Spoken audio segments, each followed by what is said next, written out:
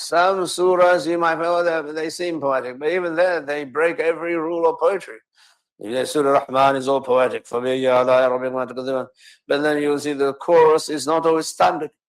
There are ayat that don't measure up to the chorus. Right? So if you are a shair, if you are an Arab poet, you say, it's not poetry. There's no standard. You can't standardize it. It is beyond aqal. It is beyond poetry.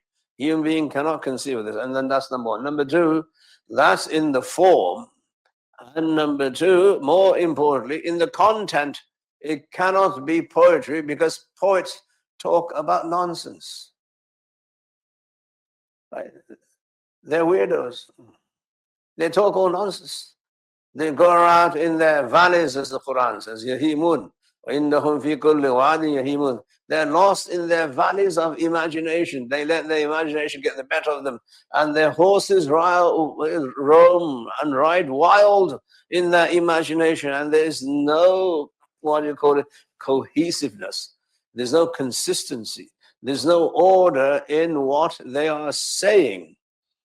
So even in content, this cannot be the ideas of a poet, because a poet cannot bring words of law into poetry. And the Quran brings words of law into the Quran. The poet can't describe a fact of history with the depth that the Quran brings a fact of history. The poets don't discuss what the Quran discusses. The poet doesn't discuss the akhirah, the afterlife. He doesn't do anything of that. So why are you saying he's a poet? So there's nothing even remotely resembling poetry for you to say that he is a poet. So Allah says, وَمَا هُوَ بِقَوْلِ الشَّاعِرِ. There's not the statement of a poet. That's also in effect, that the effect of poetry is probably what some people might say. What's it called? Opium.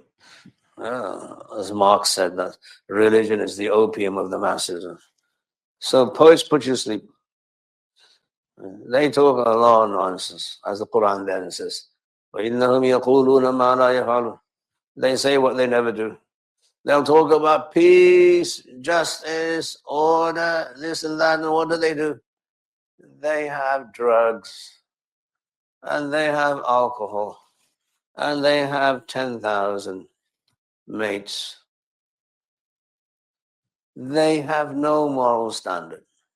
And you're saying that this Quran, which inspires human beings to have taqwa and be God-fearing and be well-behaved, this is poetry, really? There's no resemblance to poetry whatsoever.